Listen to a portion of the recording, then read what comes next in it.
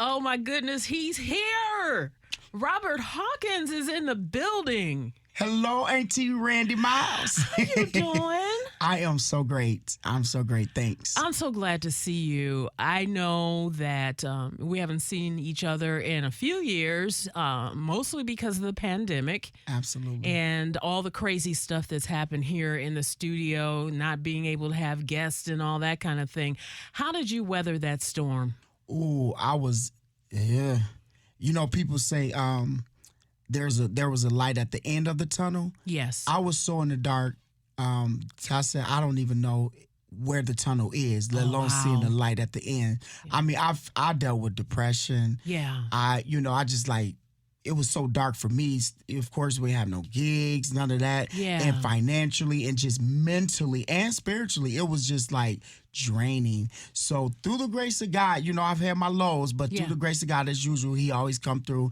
And I was able to, you know, get some therapy. Good. You know, get some great support from friends and family and professional help. Yes. And here I am still standing today. Amen. And there's nothing wrong with that. I really have a hard time when people of color think that, you know, you don't reach out for help. Mm-hmm. I say it's God and therapy. That's right. You know, Luke was a doctor. Yes. Like, come on. Yeah. So it's like, I believe God placed professional people here for a reason. Yes. I'd still give him the glory no matter what. Yeah. At the end of the night, he gets the glory because ultimately it's him that's doing the work. Yeah. Amen. Amen. Well, I know that, you know, as a singer and writer and producer, you just do it all. Hi, glory. You just do it all. I'm going. It took a lot out of you, but you're still standing, and you're standing with the testimony of recovery. Yes, ma'am. And purpose. Yes, ma'am. And healing. Yes. So that's why you're here today, because beyond your music, you go and you sing other places, you minister other places.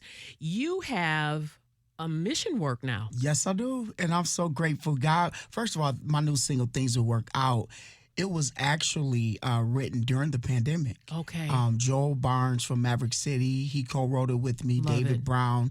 And I bring that up to say this. Romans 8:28 say all things work together for the good of them. That's how Things Will Work Out came about. However, I was in the studio laying this music down, laying this song down, ministering to other people. Right. And God told me it was ready to be released about last year or so.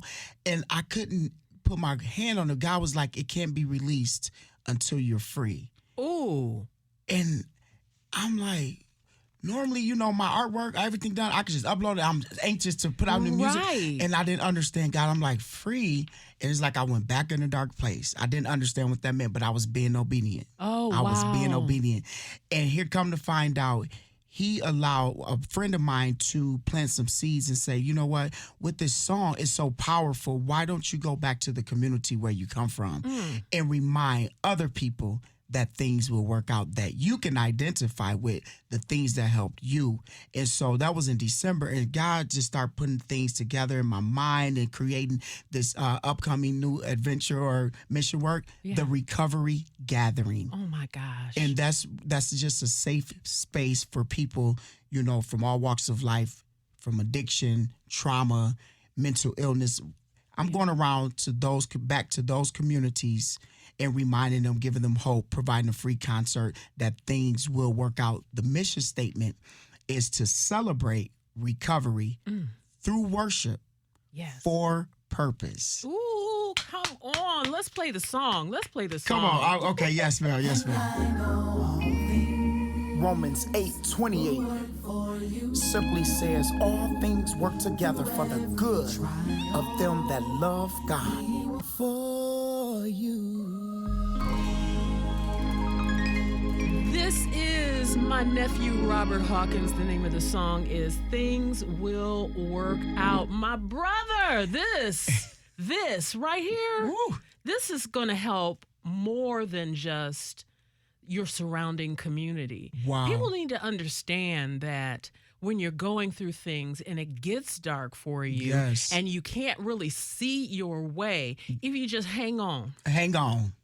I mean, it can only be, it could be 2 seconds to 2 days to 2 years, but you still have to hang on. That's right. That's right. Yeah. And you know what? I was about to say, Pastor Randy, come on. I'm being prophetic. Don't put that on You okay? Hang on in there. I lost my train of thought. You know, that's how real we keep it. I just love it that you have this for your immediate community first, but I just see this blossoming because it's just so needed. So you're doing this free concert coming up in Grand Rapids tomorrow. Yes, ma'am. And with that, you're helping the community. Absolutely. So what I did is I partnered with Community Recovery International, where they already have a Celebrate Recovery worship night on Friday nights for people in recovery, things of that nature. So I partnered with them and asked, could I come and could they provide this platform for me the day of my release? Yes. Which is June 10th. Yes. Yay. If things will work out, so we can just have this recovery gathering there already, just to provide this message of hope. So it's going to be 6:45 p.m. And guess what? This is just the first stop. I got dates already in California, Florida, Chicago, actually Detroit as well. Yes. Yes. Amen. So, yeah, I believe, I've learned this in recovery as far as self-care, and self-care is huge because a person like yourself, me, we always helping everybody else, and it's a good thing. But I lost myself within that. And it's like, if I don't have nothing to give, I'm just burnt out. Yep. So that's when I go into that depression or go back to the bottles, this and that. And so with that being said, me giving back to the community now is a way of self-care because you feel good about yourself when you helping other people. And like you said, I'm not biased. This is not just to me, everybody is some type of recovery. Yeah. Because mental illness, any type of trauma. For sure.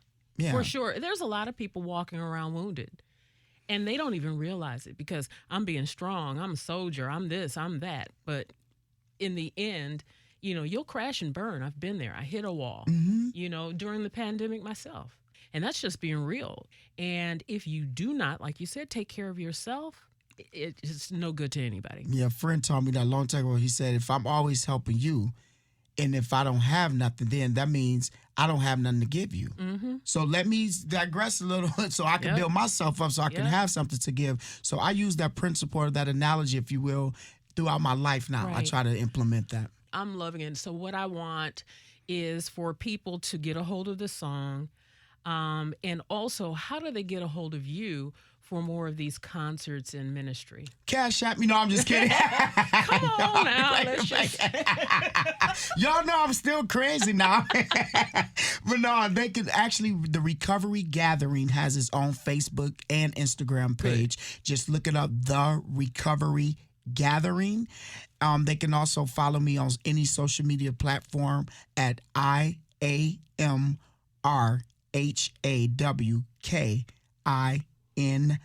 So I am R. Hawkins on all of them. Well, thank you so much for stopping by. Thank you so much for always allowing me to come. Love you, Auntie. I love you too. Thank you so much.